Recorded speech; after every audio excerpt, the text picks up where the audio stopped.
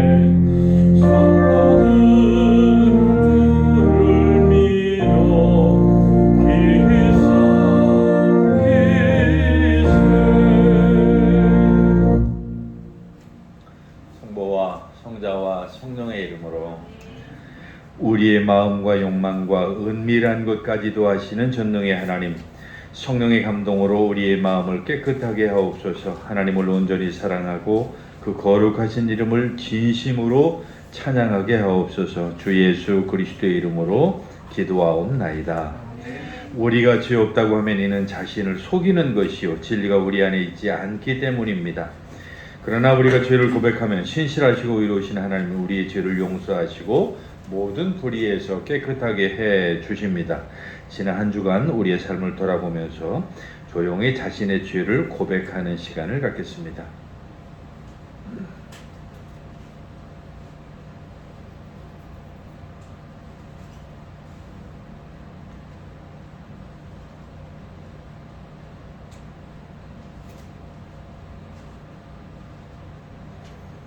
우리는 죄에서 벗어날 수 없음을 고백하나이다.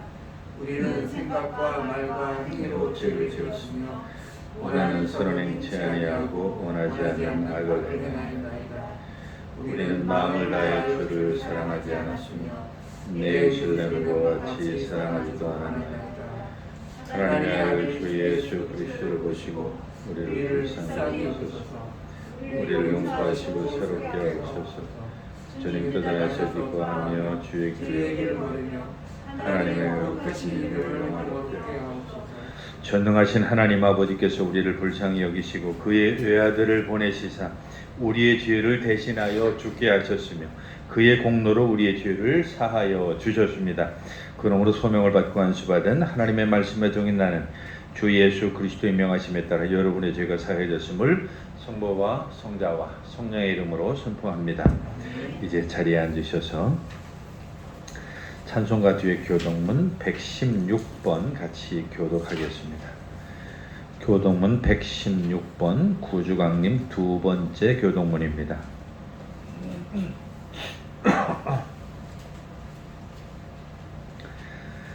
이새의 줄기에서 한 싹이 나며 그 뿌리에서 한 가지가 나서 결실할 것이요 그의 위에 여호와의 영광 곧 지혜와 총명의 영이요 오략과 재능의 영이요 지식과 여호와를 경외하는 영이 강림하시리니 그가 여호와를 경외하고 즐거움을 삼을 것이며 그의 눈에 보이는 대로 심판하지 아니하며 그의 귀에 들리는 대로 판단하지 아니하며 공의로 가난한 자를 심판하며 정직으로 세상의 겸손한 자를 판단할 것이며 그의 입에 막대기로 세상을 치며 그의 입술의 기운으로 악인을 죽일 것이며 공의로 그의 허리띠를 삼으며 진실로 그의 몸의 띠를 삼으리라. 그때 이리가 어린 양과 함께 살며 표범이 어린 염소와 함께 누우며 송아지와 어린 사자와 살찐 짐승이 함께 있어 어린아이에게 끌리며 암소와 곰이 함께 있으며 그것들의 새끼가 함께 엎드리며 사자가 소처럼 풀을 먹을 것이며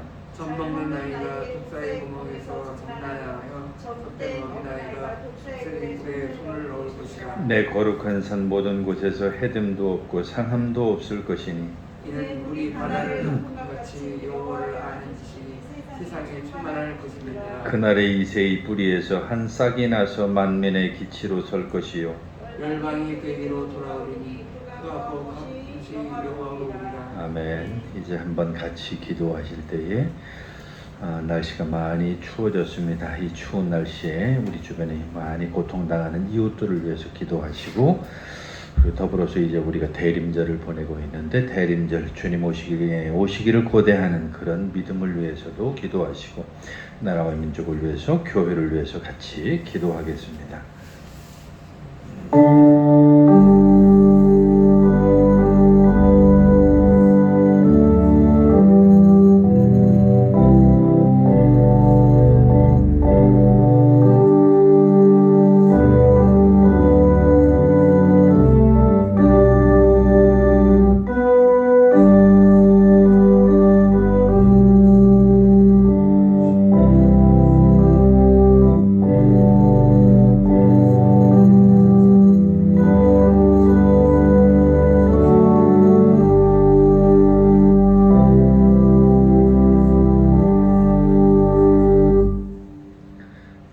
같이 보실 구약 성경의 말씀은 이사야서 11장의 말씀입니다. 구약 성경 981쪽에 있는 이사야서 11장 1절로 10절까지 말씀입니다.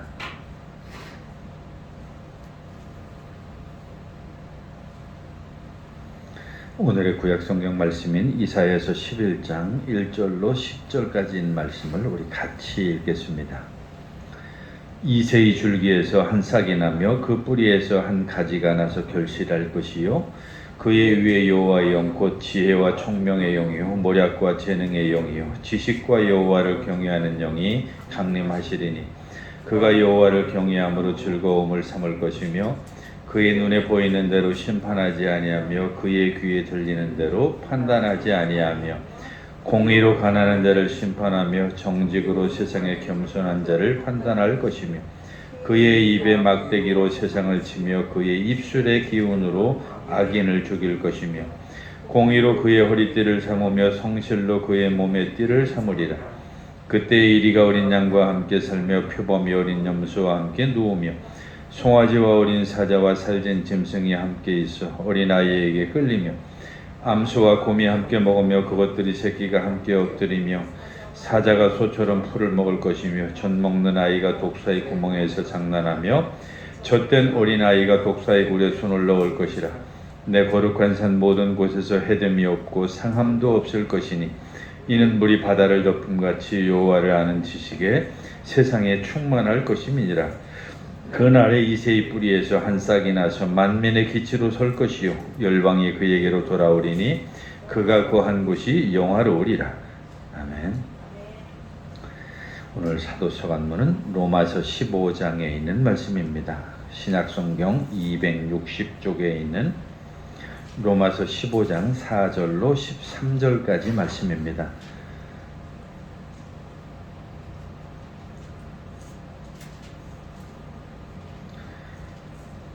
오늘 서간문인 로마서 15장 4절로 13절에 있는 말씀 같이 읽겠습니다. 무엇이든지 전에 기록된 바는 우리의 교훈을 위하여 기록된 것이니 우리로 하여금 인내로 또는 성경의 위로로 소망을 가지게 함이니라. 이제 인내와 위로의 하나님이 너희로 그리스도 예수를 본받아서 너로 뜻이 같게 하여 주사 한 마음과 한 입으로 하나님 곧 우리 주 예수 그리스도의 아버지께 영광을 돌리게 하려 하노라.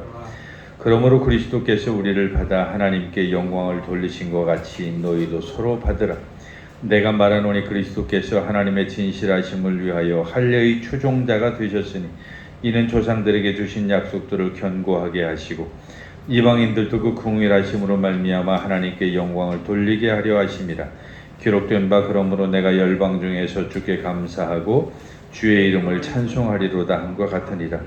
또 이르되 열방들아 주의 백성과 함께 즐거워하라 하였으며 또 모든 열방들아 주를 찬양하며 모든 백성들아 그를 찬송하라 하였으며 또 이사야가 이르되 이새의 뿔이 곧 열방을 다스리기 위하여 일어나시는 이가 있으니 열방이 그에게 소망을 두리라 하였느니라.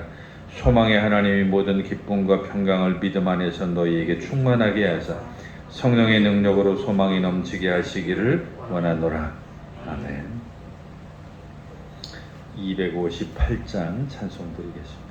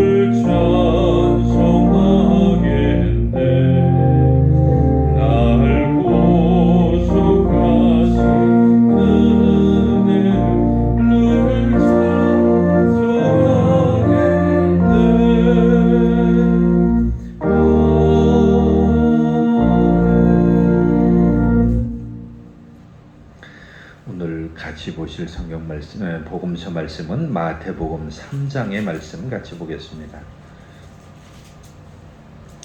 마태복음 3장 1절로 12절까지 있는 주님의 말씀을 펴시고 주님의 말씀을 듣기 위해서 다 같이 자리에서 일어서시겠습니다. 오늘의 주님의 말씀인 마태복음 3장 1절로 12절의 말씀을 제가 대신 여러분들에게 읽어드리겠습니다. 그때에 세례 요한이 이르러 유대 광야에서 전파하여 말하되 회개하라 천국이 가까이 왔느니라 하였으니 그는 선지자 이사야를 통하여 말씀하신 자라. 일러스되 광야에 외치는 자의 소리가 있어 이르되 너희는 주의 길을 준비하라 그가 오실 길을 곧게 하라 하였느니라. 이 요한은 낙타털 옷을 입고 허리에 가죽대를 띠고 음식은 메뚜기와 석청이었더라. 이때 예루살렘과 온 유대와 요단강 사방에서 다 그에게 나와 자기들의 죄를 자복하고 요단강에서 그에게 세례를 받더니 요한이 많은 바리새인들과 사두개인들이 세례 베푸는 대로 오는 것을 보고 이르되 독사의 자식들아 누가 너희를 가르쳐 임박한 진노를 피하라 하더냐. 그러므로 회개에 합당한 열매를 맺고 속으로 아브라함이 우리 조상이라고 생각하지 말라. 내가 너희에게 이르노니 하나님이 능히 이 돌들로도 아브라함의 자손이 되게 하시리라. 이미 도끼가 나무 뿌리에 놓였으니 좋은 열매를 맺지 아니하는 나무마다 찍혀 불에 던져지리라. 나는 너희에게 회개하게 하기 위하여 물로 세례를 베풀거니와 내 뒤에 오시는 이는 나보다 능력이 많으시나니 나는 그의 신을 들기도 감당하지 못하겠노라. 그는 성령과 불로 너희에게 세례를 베푸실 것이요 손에 키를 들고 자기의 타작마당을 정하게 하사 알곡은 모아 곳간에 들이고 쭉정이는 꺼지지 않은 불에 태우시리라. 아멘. 사도신조로 우리 신앙 고백 드리겠습니다. 전능하사 천지를 만드신 하나님 아버지를 내가 믿사오며 그의 아들 우리 주 예수 그리스도를 믿사오니 이는 성령으로 잉태하사 동정녀 마리에게 나시고 본디오 빌라도에게 고난을 받으사 십자가에 못 박혀 죽으시고 장사한 지 사흘 만에 죽은 자 가운데서 다시 살아나시며 하늘에 오르사 전능하신 하나님 우편에 앉아 계시다가 저리로서 산자와 죽은 자를 심판하러 오시리라. 성령을 믿사오며 거룩한 공회와 성도가 서로 교통하는 것과 죄를 사해 주시는 것과 몸이 다시 사는 것과 영원히 사는 것을 믿사옵나이다. 아멘. 이제 자리에 앉으셔서 250장 찬송 드리겠습니다.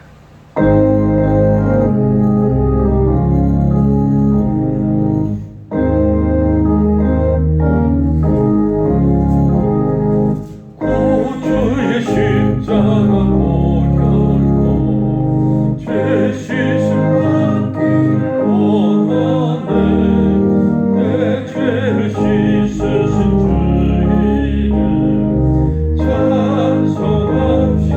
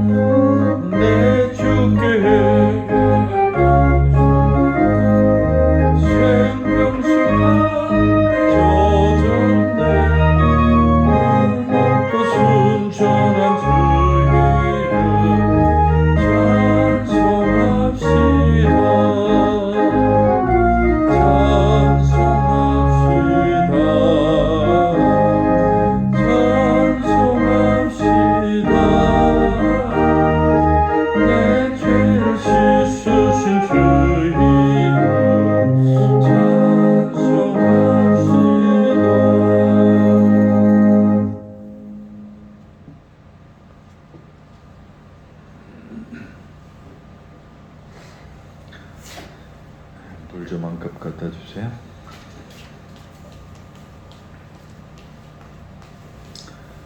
하나님 아버지와 우리 주 예수 그리스도로부터 오는 은혜와 평강이 모두 여러분과 함께 하시기를 간절히 축원합니다. 예.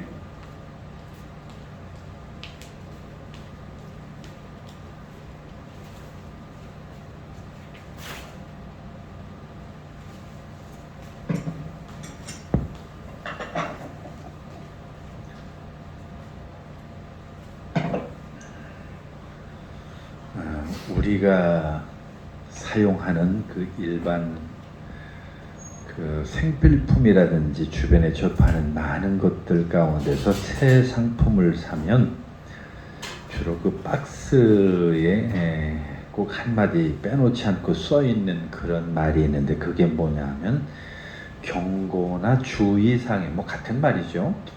그 경고사항이죠. 아, 이것은 이렇게 사용을 해야 됩니다 라고 이렇게 말하는 거죠. 그래서 저는 제일 먼저 떠오르는 것은 늘 그 옷을 사게 되면은 옷을 살 때 어디를 먼저 보느냐 하면 그 택이죠. 그 상표, 거기 택을 보면 이 상품은 어떻게 세탁을 하십시오 라고 하는 표현이 요즘엔 꼭 나와 있죠. 과거에 뭐 다 물세탁을 했지만 요즘 옷들은 뭐 여러 가지 고급 옷감도 나오고 또 특수한 옷감들이 많이 나오니까 그 옷감마다 세탁 방법이 좀 달라요. 그래서 뭐 이것은 물 세탁을 해도 됩니다. 이것은 뭐 미지근한 물에 세탁을 하십시오. 아니면 이건 드라이를 해야만 됩니다. 그래서 꼭 드라이를 해야 된다라고 하는 그 경고를 붙여놓는 경우들이 많은데, 뭐 어찌됐든 저는 드라이를 해야 된다라고 하는 말이 써 있는 옷은 사지 않습니다. 왜냐하면 드라이 비용이 상당히 많이 들어가니까 입을 때마다 그 드라이 하려고 하면은 시골에서는 거리가 번거롭기도 하지만 또 그 금액을 우리는 또 감당하기가 좀 버거우니까 제가 제일 좋아하는 것은 물세탁 된다고 하는, 거기 보면 물세탁이 된다라고 하는 이런 옷을 주로 많이 사죠. 그래서 아무 때든지 물에다 그냥 중얼중얼해서 입을 수 있는 그런 옷을 좋아합니다. 어쨌든 그런 경고가 붙어 있는 것 참 많죠. 여러분이 무슨 생각을 제일 많이 떠올리는지 모르겠어요. 저는 이 지금 적적지역이라고 그러죠. 철제 근처에 살다 보니까 늘 그런 것을 자주 보게 돼요. 철조망에 보면 경고 하면서 뭐 여기서 사진도 찍으면 안 되고 뭐 여기서 뭐 이런 거 저런 거 하면 안 된다는 거 표시가 돼 있고, 또 아주 위협적인 경고 중에 하나는 지뢰에 대한 경고예요. 지뢰. 지뢰 이야기만 들으면 무섭죠. 최근에 지난 여름에 그랬나요? 얼마 전에 그 홍수가 났을 때 지뢰가 떠올라가지고 저 한강 고촌 쪽이라고 그래서 한강 그 김포대교 밑에 쪽 그 부근에서 지뢰를 밟아가지고 한 사람이, 낚시꾼이 거기 들어가면 원래 안 되거든요. 근데 이제 거기에 낚시를 하기가 좋아요. 왜냐면 여기는 바닷물이 합쳐지는 곳이기 때문에 숭어, 막 이 활동하는 숭어들을 잡으니까 그런 재미 때문에 거기 많이 가죠. 근데 물이 불었을 때에 지뢰가 이제 떠내려가지고, 그게 어디서 내려온 지뢰인지는 제가 잘 모르겠어요. 그 보통 발목질이라고 그래서 제일 많이 묻혀있는 지뢰가 그거예요. 전쟁에도 가면 뭐 대전차 지뢰도 있고 대인 지뢰도 있고 여러 가지 지뢰 종류가 많은데, 그 중에 제일 많은 게 발목 지뢰예요. 그러니까 발목만 날아가게 만드는 아주 잔인한 거죠. 그런 지뢰들은 무게도 가볍고 플라스틱으로 돼 있고, 심지어 저 북한에서 떠내려오는 것들은 그 목함지뢰라고 가지고 나무로 만들어져 있어요. 그러니까 나무가 물에 당연히 뜨죠. 근데 그런 것들이 이제 그 홍수가 나면은 그 땅속에 묻혀있던 게 이제 그 겉으로 드러나가지고 물에 둥둥 떠가지고 밀물 때 이렇게 밀려와가지고 그런 사고들이 나고 하는 그런 거죠. 그래서 지뢰라고 하는 그런 표현 보면 무서워요. 저쪽 저 파주나 연천 쪽에 여행을 하다 보면 아직도 그 철조망을 해놓고서 지뢰지대가 많죠. 왜냐하면 거기는 그 워낙 지뢰가 많으니까 그걸 다 일일이 그 산에 있는 것까지 캐낼 수가 없으니까 그 산에 있는 것들은 그냥 철책으로 해서 사람 못 들어가게 만들어 놓고, 지금도 그냥 그렇게 지뢰들이 많아요. 근데 그런 걸 생각하면 그 경고라고 쓰이는 것들이 너무 많죠. 뭐 쓰레기를 버리지 말아라, 뭐 이 잔디밭에 들어가지 말아라, 택배를 보면 택배에 이건 유리 제품이니까 특별히 유리 제품은 깨지니까 조심해달라, 뭐 그 밖에 어디 뭐 낭떠러지를 가면 추락을 조심해라, 아니면 뭐 우리가 지하실이나 이런 낮은 곳에 갈 때는 머리를 조심해라, 이런 경고 표현들이 아주 많아요. 특히 뭐 여러분이 유심히 보셨는지 모르겠지만 고압전선 같은 데 보면은 그 그거 많이 써 있죠. 고학주의 뭐 이런 표현을 많이 써 있는데 아마 제일 많이 보는 게 여러분이 무심코 보는 것 중에 하나가 그걸 거예요. 혹시 관심 있게 본 사람들은 다 알 거예요. 카페에 가면 제일 많이 볼 수 있어요. 어디에서 봅니까? 카페에 가면 꼭 컵에 그런 표현들이 많이 써 있어요. 이 컵은 뜨거우니까 조심하라고, 뜨거운 거 조심하라고, 그런 얘기가 거기 꼭 써 있죠. 근데 왜 그 많은 우리 삶의 주변에 있는 그 많은 것들에 그런 경고가 왜 붙었겠어요? 한번 여러분 상상을 해보세요. 왜 그런 경고가 붙었겠느냐는 얘기죠. 그 말은 다른 말로 하면 누군가 어디선가 의도하지 않은 방식으로 그 물건을 사용하다가 실제로 그 건강을 해쳤거나 그것으로 사고가 났기 때문에 그것을 조심시키는 거예요. 특히 저는 뭐 이제 아이들이 다 컸지만 아이들이 어렸을 때는 굉장히 조심스러운 거 많죠. 뭐 혹시라도 뭐 삼킬까, 뭐 가지고 놀다가 혹시 다치지는 않을까. 근데 그래서 아이들 제품에는 그런 것들이 다 써 있어요. 그래서 그런 것들을 다 이미 많은 사람들이 사고를 당한 일이 있거나 그럴 위험이 있으니까 그러지 말라고, 그렇게 그 대가를 치르지 말라고 경고하는 거예요. 주의를 주는 거예요.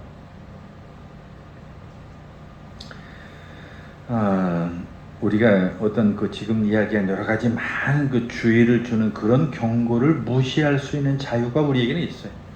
뭐 괜찮아 하면서 특히 좀 겁없이 사는 그런 사람들이 많이 있죠. 예를 들면 아까 제가 지뢰 얘기를 했는데 지뢰 정말 그 무서워요. 정말 무섭습니다. 말이 그렇지. 저도 제 친구 하나가 군에서 그런 사고를 당해가지고 그 손목에 하나 날아간 친구가 있는데 뭐 지금은 그냥 상위 군경으로 그렇게 살아갑니다만 하여튼 그게 이제 수류탄 문제인데 그 지뢰라고 하는 건 정말 무섭죠. 그거 한번 상상을 해보세요. 내 발목이 그 날아갔다고 생각해. 근데 그 민통선 지역의 비무장지대를 통과하는 그런 정찰병들은 늘 그 위험 속에 다니죠. 날마다 그 길을 다니는데 만약에 어떤 친구가 그 옆에 철조망이 그 벗어난 저쪽 안쪽으로 해서 뭐 좀 당장 뭐 급한 생리적인 현상을 좀 해결하기 위해서 들어가고 싶다고 소대장한테 얘기하니까 괜찮아 들어가 이렇게 할 사람이 어디 있습니까? 아니면 겁 없이 나는 괜찮아요. 뭐 여기 내가 어디 한두 번 다녔나요? 하면서 거기 다녔던 사람들이 있다고 한다면 어떻겠어요? 그 사고 나면 그 누가 책임지겠냐고요. 그걸 무시할 수 있는 자유는 우리에게 있어요.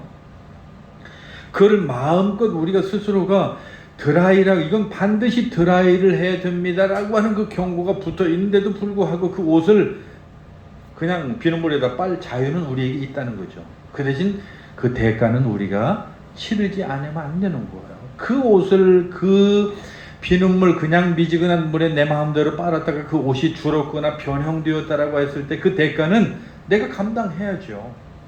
그 자유는 우리에게 주어졌지만 그 경고를 무시할 자유가 있다고 해서 그것을 무시하고 두어지는 그 대가는 우리 것이 되을 수밖에 없다라고 하는 얘기입니다. 오늘 아침 우리가 읽은 복음서 말씀이 바로 세례 요한이 예수님이 오실 그날에 대한 경고를 거기 우리에게 적어주고 있어요. 정말로 우리 자신의 어떤 그 위험을 무릅쓰고 우리가 살아가는 그 경고를 무시하고 살아가는 현대인들 내지는 적어도 이 세례 요한이라고 하는 사람의 입장에서 본다고 한다면 그 시절 그 당시에 그 경고를 무시하고 살아가는 사람들을 향해서 경고하는 내용이 오늘 거기 본문에 적혀 있다는 거죠. 그래서 오늘 저는 마태복음 3장 1절로 12절의 말씀을 중심으로 해서 제목을 경고라고 이렇게 한번 잡아봤어요. 그 경고를 무시하는 이야기가 나와요. 그 당시 예수님이 나사렛에서 자라나던 그 시절에 이스라엘에서 사는 사람들에게 이 요한이라고 하는 사람이 오늘 갑자기 나타나가지고 회개하라 뭐 하는 이런 충고를 던졌을 때 많이 놀랐을 것 같아요. 근데 그 놀란 이유 중에 하나가 아마 더 그런데 여러분 세례 요한 상상이 되죠? 실제 그림으로 많이 그려져 있으니까 뭐 낙타 털옷을 입고 뭐 하여튼 소위 오늘 우리식으로 말하면 거의 원시인 비슷한 그런 모습으로 나타나는 것 같아. 좀 더 그 비하해서 표현한다고 뭐 거지 같은 모습으로 나타났을지도 모르겠어요. 그 원시인이 그냥 뭐 털옷 하나 걸치듯이 뭐 그런 모양을 가지고서 그렇게 나타났다는 거예요. 근데 참 이해가 안 되는 그런 부분들이 있죠. 세례 요한이라고 하는 사람은 적어도 그 당시 영향력이 있는 사람이었어요. 왜냐하면 실제 신학적인 어떤 그 당시 상황을 우리가 잘 분석을 해보면 예수님이 그 안에 어떤 영향력을 행사하는 그 당시에 중요한 인물이었다고 한다면 예수님과 더불어서 또 한 그룹이 있었는데 그게 바로 세례 요한을 추종하는 사람들이 굉장히 많았어요. 그래서 세례 요한이라고 하는 사람을 추종하는 사람이 많았으니까 많은 사람들이 생각할 때는 세례 요한 하면서 막 그냥 잘못하면 예수님보다 더 떠받들려지는 그런 상황이 되어질 수 있었다 이런 얘기죠. 그러니까 이 말로 하면 세례 요한이 그런 복장으로 올 이유가 아무것도 없다는 거예요. 넥타이도 매고요. 요즘 말하면 아주 기가 막히게 쫙 빼입고 근엄하게.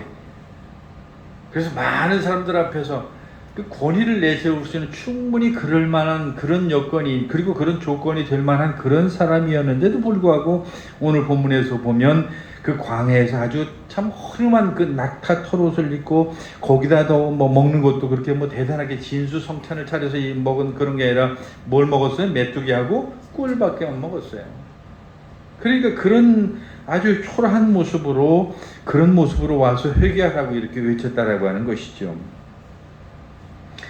과연 왜 그랬을까? 그 메시지는 과연 무엇이었을까라고 하는 것을 우리가 가만히 생각을 해보면 오늘 본문에서 이 세례 요한은 사실은 자기의 이야기를 하는 것이 아니라 그 세례 요한으로부터 700년 전에 메시지를 선포했던 그 이사야라고 하는 선지자의 이야기를 다시 한번 들려주는 거예요.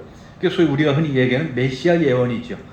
과거 700년 전에 이사야라고 하는 그 선지자를 통해서 선포되어졌던 그 메시아에 대한 그 선포를 다시 그들로 하여금 알아듣게 하기 위해서 이야기를 전하고 있는 거예요.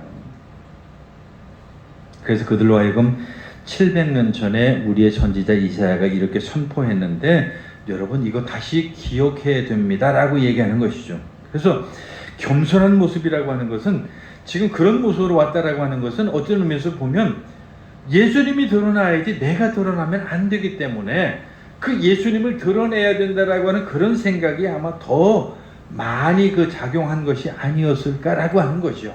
자, 이것을 보고서도 우리는 하나 이 세례 요한을 통해서 우리가 본받아야 될 점이 있다고 한다면 좀 그런 면이 아닐까 싶어요. 우리는 어떻게 해서든지 누군가의 대화든지 아니면 어떤 그룹에 가든지 공동체에서든지 어떤 형태로든지 간에 나를 드러내고 싶어 하잖아요.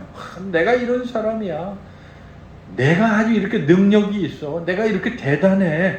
라고 하는 이런 모습을 통해서 내 자신을 뭔가 보여주고 싶어 하는 그런 마음이 많은데 이 세례 요한은 충분히 자기를 드러낼 만한 그런 위치와 세력과 그런 많은 상황과 조건을 갖췄음에도 불구하고 자기를 드러내지 아니하고 정말 내 뒤에 오실 그분은 어떤 분이라고 표현해요? 옛날 성경에는 신들매라고 이렇게 표현했는데 요즘 개혁 성경에는 잘 표현한 것 같아요. 나는 그의 11절입니다. 나는 그의 신을 들기에도 감당하지 못하는 사람이라. 그러니까 그분하고 나는 비교조차 되지 않는 그런 분이다. 그러니까 대단한 분인데 그분이 바로 오시면 바로 이렇게 될 것이라고 하는 그분에 대한 소개를 하고 있다라고 하는 것이죠. 정말 이 요한의 메시지는 충격적이죠. 그래서 회개하지 않아야 된다. 하나님의 나라가 가까이 왔다고 회개하라 이렇게 선포를 합니다. 지금 이 회개하라고 하는 말에 대해서 이 회개의 의미를 좀 우리가 이해를 좀 했으면 좋겠어요. 이 회개라고 하는 것은 어떤 방향을 잠깐 트는 그런 정도가 아니에요. 내가 지금 이쪽으로 가고 있다고 한다면 180도 방향을 바꿔서 다른 방향으로 가는 그런 거예요. 그러니까 이 회개라고 하는 것이 단순히 어떤 조그만의 변화라고 하는 것이 아니라는 거죠. 그래서 정말 죄가 많고 망가진 어떤 그 인간의 관점에서 이 사물을 보는 것이 아니라 하나님의 관점에서 특히 우리 자신을 볼 수 있어야 그게 진정한 회개이고 그게 바로 이 의미를 이해하는 거죠. 회개의 의미는 보통 회심이라고 이렇게 보통 얘기하는데요. 불신앙에서 믿음으로 그리고 하나님을 미워하는 마음에서 하나님을 사랑하는 마음으로 죄로 죽었던 그런 사람에서 그리스도 안에서 살아있는 그런 모습의 사람으로. 그래서 회개하는 사람은 하나님의 뜻과 비교해서 자기의 방식이 잘못되었다라고 하는 걸 깨닫고 죄로 인해서 영원히 죽음을 받아 마땅한 것을 고백하고 하나님의 자비와 그리스도의 희생적인 죽음에 자신을 던질 수 있는 그런 사람이 바로 진정한 회개의 사람이라고 하는 것이죠. 회개라고 하는 것은 하나님의 일이기 때문에 세상에서 우리가 흔히 얘기하는 어떤 후회라든지 어떤 죄책감하고는 좀 다른 거예요. 그런데 가끔 사람들은 우리 회개합시다 하면은 내가 오늘 뭐 잘못했는데 죄책감을 가져요. 그리고 어떤 의미에서 보면은 그 후회를 해요. 내가 괜히 그걸 했어. 하지 말았어야 되는데. 아니에요. 회개라고 하는 것은 그 후회나 죄책감하고는 다른 거예요. 완전히 하나님 쪽으로 돌아서는 거예요. 하나님의 입장에서 서서 하나님의 입장에서 그것을 이해할 수 있어야 되는 것이죠. 회개는 하나님께서 우리를 세례라고 하는 것을 통해서 그 물에 빠뜨렸을 때 시작하는 과정이고, 율법과 복음이라고 하는 메시지를 통해서 우리 안에서 계속 역사하는 그런 것이기 때문에 어느 순간 한 번으로 끝나는 것이 아니라 우리가 이 땅에서 살아있는 동안 계속해서 이루어져야만 되는 그런 것이 바로 회개라고 하는 것이죠. 바로 그 회개를 이 세례 요한이 지금 선포하고 있는 거예요. 회개하시오. 회개하시오. 사실 뭐 그렇게 이야기하면 그렇게 뭐 대단하게 들리지 않을는지도 모르겠어요. 뭐 누가 하나님하고 좋은 관계가 되고 싶지 않은 사람이 어디 있겠어요? 다 뭐 나름대로 죄를 짓고 뭐 그렇게 살아가니까 그런 이야기들을 무심코 또 그렇게 이해할 수도 있겠죠. 하나님과 의롭게 되고자 하는 그 열망 때문에 그 많은 사람들이 이제 이 예루살렘과 온 유다와 막 그냥 온 그 요단강 상면으로 이제 모여드는 거예요. 그리고 이 세례 요한에게 모여들어서 세례 요한에게 세례를 받고 그 세례 요한이 선포한 그 회개에 대한 간절함을 그들이 누렸다라고 하는 것이죠. 그런데 모든 사람이 거기 그렇게 모였다고 해서 그 사람들이 다 같이 그런 마음으로 모였느냐? 아니었다는 거예요. 오늘 성경에 나오는 대표적인 두 부류의 사람들이 있습니다. 그 사람들이 어떤 사람들이냐라고 하니까 거기 보니까 바리새인들하고 사두개인들이라고 그렇게 성경은 이야기를 합니다. 세례를 베풀고 있는 곳에 오는 것을 보고 이 세례 요한이 그들을 향해서 아주 좀 끔찍한 그런 이야기를 합니다. 몇 절입니까? 거기 7절 제가 한번 여러분에게 읽어 드려볼게요. 요한이 많은 바리새인들과 사두개인들이 세례 베푸는 데로 오는 것을 보고 이르되, 이거 욕입니다. 욕. 독사의 자식들아, 누가 너희를 가르쳐 임박한 진노를 피하라고 하더냐. 정말 끔찍한 아주 막말이죠. 막말. 하나님께서 이 돌들로 아브라함의 자녀를 일으킬 수 있음을 알아야 돼. 너희들은 너희가 대단한 사람들이 아니야. 왜 요한은 이 오합지졸 무리에게 세례를 주고 유대인 지도자들이 나타났을 때 그렇게 격렬한 반응을 보였는가라고 하는 것을 우리가 이해하지 않으면 안 되는데요. 요한은 그들의 가르침과 그들의 생활 속에서 그들이 올바르지 않다라고 하는 것을 간파했기 때문에 그래요. 그들은 자신들의 죄를 고백하고 죄를 인정하고 용서를 위한 그 요한의 세례를 받을 만한 그런 준비가 안 된 사람들이었다라고 하는 것인데, 여러분 오해하지 마세요. 사실은 그 사두개인이나 바리새인들이야말로 그 당시로 말하면 가장 열심히 있는 하나님을 믿는 사람들이었어요. 그러니까 그런 사람들만큼만 하나님을 믿는다고 한다면 대단하다고 여길 만큼 그런 사람들이었다는 거예요. 이 말은 다른 말로 하면 오늘날 이 땅에서 예수를 잘 믿는다고 말하는, 그리고 잘 믿는다고 생각하는 그런 사람들을 향한 그 말씀이 될 수도 있다라고 하는 얘기입니다. 나처럼만 믿어봐. 주일 성수 내가 잘하지, 헌금 생활 잘하지, 교회를 위해서 봉사 잘하지, 다 내 이웃을 섬기는데 내가 또 1등이지. 자기 마음속에 그런 굉장한 그 자부심 같은 걸 가지고 살아가는 거예요. 그래서 자기 의의가 하나님의 의의를 넘어서는 거죠. 적어도 인간적으로 말하면 그 사두개인이나 바리새인들은 최고의 교인들이었어요. 조금도 손색이 없는 그런 교인들이었죠. 그들은 자신의 필요를 인정하고 죄를 고백하고 율법의 날카로운 칼날에 마음을 열고 복음의 구원의 메시지에 정말 귀를 기울여야 되는데 사실은 거기에는 관심이 없었어요.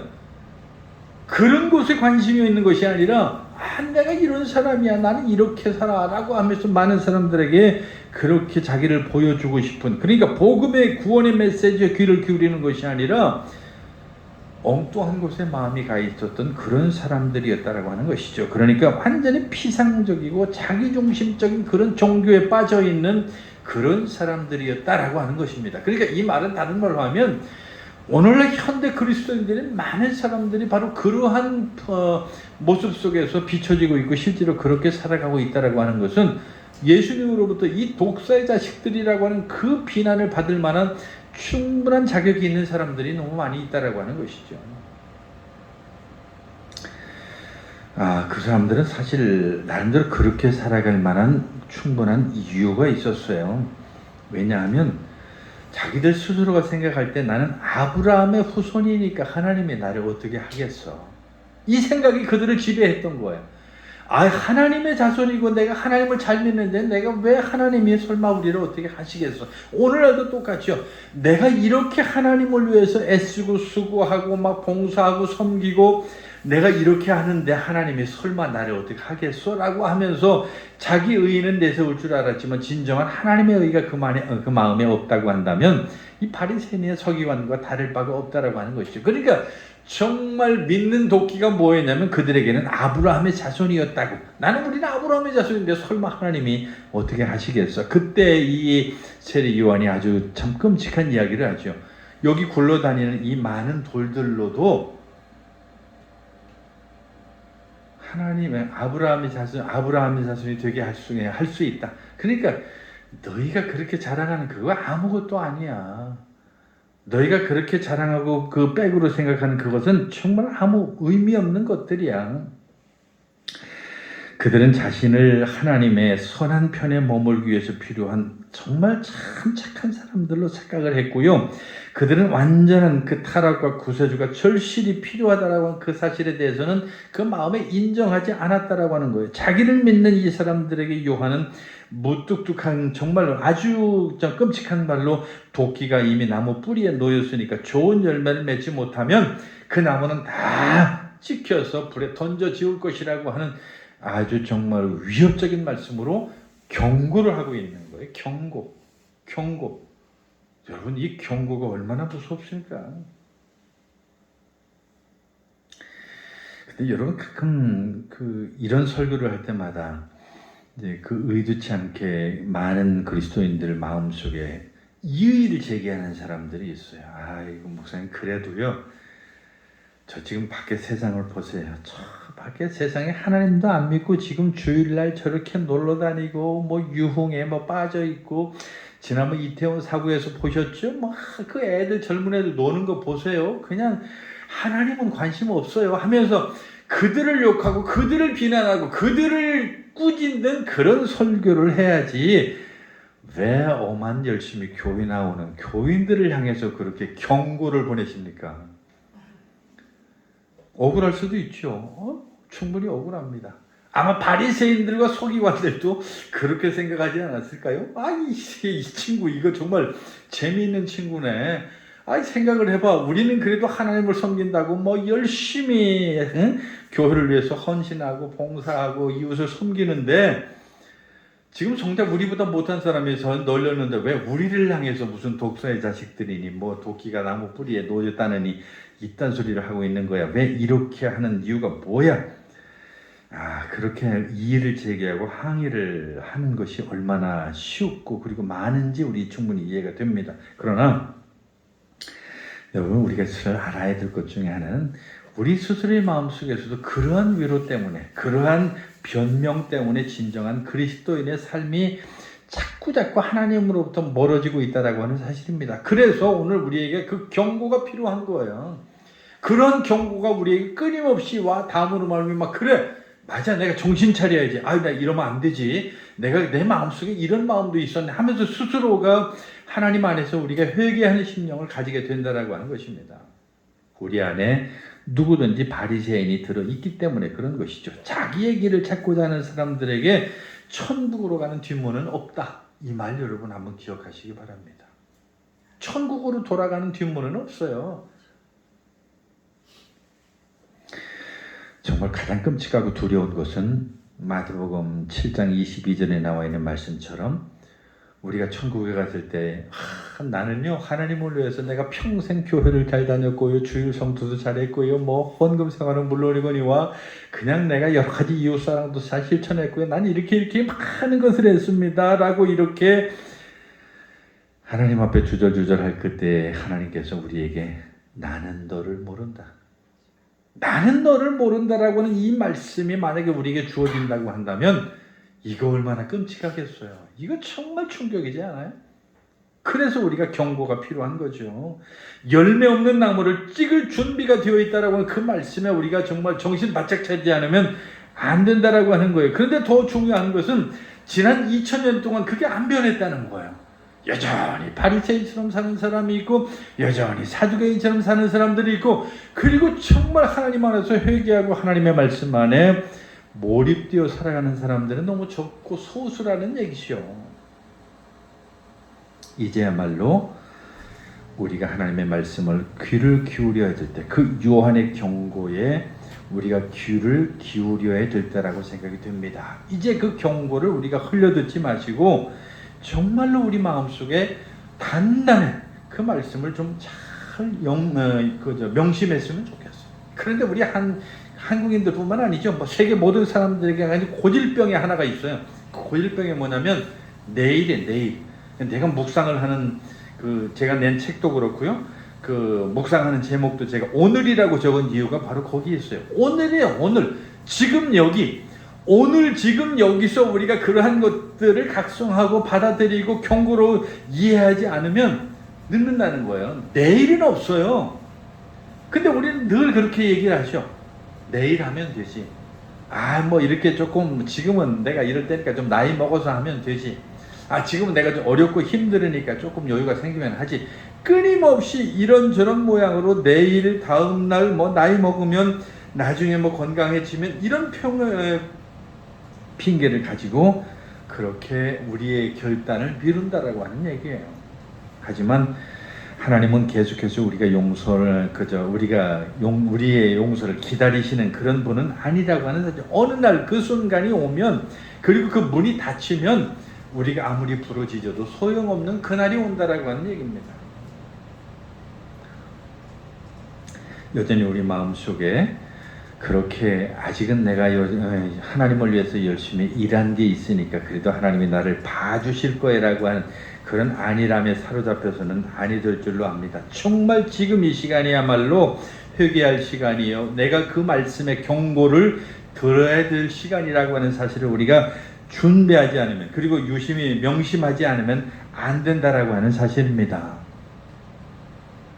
예수님께서는 정말 하나님의 법 안에서 우리를 대신해서 완전한 순종의 삶을 살았던 그런 분이셨습니다. 그분은 그들이 듣고 싶어하는 것이 아니라 그들에게 필요한 것을 말씀하심으로 말미암아 친구와 원수를 막론하고 모든 사람들에게 완전한 사랑을 우리에게 보여주셨던 그런 분이었습니다. 그렇기 때문에 우리는 자신을 구원하러 온 바로 그 사람들로부터 배척을 받으셨고 이스라엘 통치자들로부터 부당하게 자신을 정죄하고 사형을 선고받았을 때도 불평하지 아니하시고 우리를 대신해서 십자가에 달려 죽으셨다라고 하는 그 사실입니다. 정말로 그렇게 하셨던 그런 분이죠. 완고하고 회개하지 않은 불신자들로부터 회개하는 신자들을 구별하기 위함이 바로 그런 것이죠.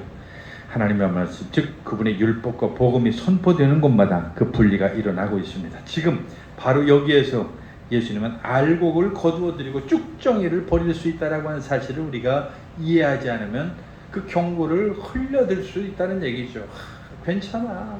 지금까지도 괜찮았는데, 지금까지도 아무 일 없었는데 어떻겠어? 사실 이게 어떤 경고를 여러분에게 드리실지는 모르겠어요. 제가 요즘 가끔 방송에서 어떤 사고가 날 때마다 이제 그런 얘기 많이 하죠. 그래서 그런지 요즘에 이제 그 안전에 관한 이야기를 방송에서 많이 해주는 것 같아요. 제세동기라고 그러죠. 그 사용법도 많이 가르쳐주고, 그 응급시에 어떻게 사람들을 할 것인지 그런 얘기. 그 다음에 지진이 심심찮게 우리나라에 일어나니까 또 그런 얘기도 많이 하고. 여러분 그거 흘려들을 사람들이 그런 경고거든요. 그게. 그러나 그게 얼마나 무서운 것이라는 거 여러분 잘 알죠. 그게 한 생명을 살릴 수도 있고요. 그 지진이라고 하는 것이 지금 우리나라가 환태평양 조산대라고 하는 그 위험지역에서 살짝 벗어나 있다고 그래서 우리가 꼭 안전한 지대라고 하는 보장은 없어요. 지금 우리나라에 계속 3점대, 4점대 이 지진들이 나고 있다라고 하는 것은 어느 날 어느 순간에 우리에게 그런 지진이 닥칠는지 우리는 모르는 거예요. 여러분 정말 그 재난 현장 보셨죠? 삼풍 아파트 여러분 기억나세요? 아 정말 끔찍했잖아요. 요즘에 계속 또 텔레비전에 보니까 성수대교 그냥 뚝 떨어졌던 그런 얘기도 많이 나오고 하더라고요. 한번 보세요. 그런 일들이 오늘 우리에게 어느 날 갑자기 우리에게 닥치지 않으려는 보장이 아무도 없다는 거예요. 그런 경고, 하나님께서 이 땅에 약속하신 예수님의 재림의 그날이 오고 그리고 그 심판의 날이 어느 날 어느 순간에 우리에게 올는지 우리는 아무도 모른다는 거예요. 그렇기 때문에 그 순간을 위해서 우리가 준비하지 않으면 그 순간에 우리가 문이 닫힌 다음에 문을 두드려봐야 아무 소용이 없다라고 하는 것이죠. 우리에게 질문은 우리가 그러한 경고에 어떻게 반응할 것인가 라고 하는 사실입니다. 회개하라 천국이 가까웠느니라 라고 하는 이 말씀에 우리가 반응을 할 거냐, 아유 지금까지 괜찮았는데 그게 뭐 나하고 뭔 상관이야, 그건 나하고 상관없는 일이야 라고 이렇게 이해한다고 한다면 그날에 그 순간에 그때에 아주 낭패를 당하고 그 몫은 자기의 몫이 된다라고 하는 사실입니다. 여러분 이 경고의 말을 우리가 유심히 듣고 그리고 그 경고로부터 우리가 새로운 경각심을 얻는 저와 여러분 될 수 있기를 바랍니다. 우리가 무시할 수 있는 경고도 있고 웃을 수 있는 경고도 있습니다. 이것은 그들 중 하나가 아니에요. 무시해도 되는 경고가 아니고 그냥 웃고 넘길 수 있는 그런 경고가 아니라고 하는 사실입니다. 정말 회개하고 믿고 준비하고 주님 오실 그날에 하나님 앞에 당당하게 나설 수 있는 저와 여러분 될 수 있기를 간절히 축원합니다.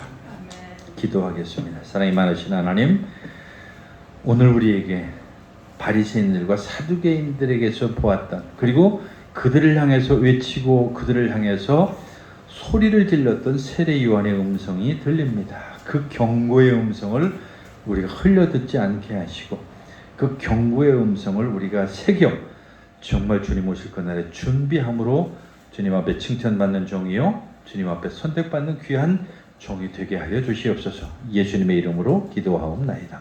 아멘.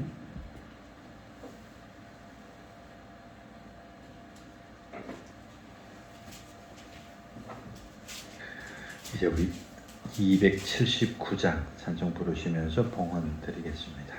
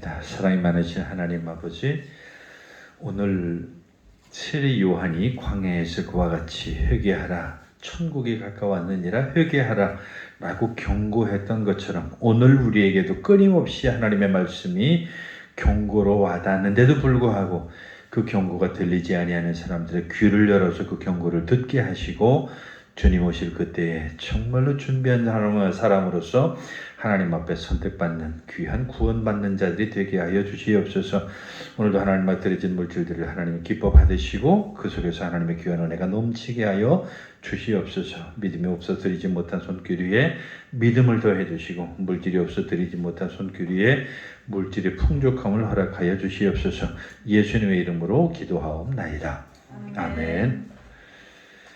주보 뒤에 광고 참고하시면 좋겠습니다. 지금 대림절 기간을 보내면서 대림절의 의미를 좀 잘 기억하면 좋겠습니다. 오늘 아마 오늘부터 식사를 그동안에 인스턴트 라면 많이 먹었는데요. 라면을 드실 분은 라면을 드시고 밥을 드실 분은 밥을 드시는 쪽으로 해서 선택해서 드시기를 바라겠습니다. 자, 이제 우리 다 같이 자리에서 일어나셔서 1장 찬송 부르시고 축도로 마치겠습니다.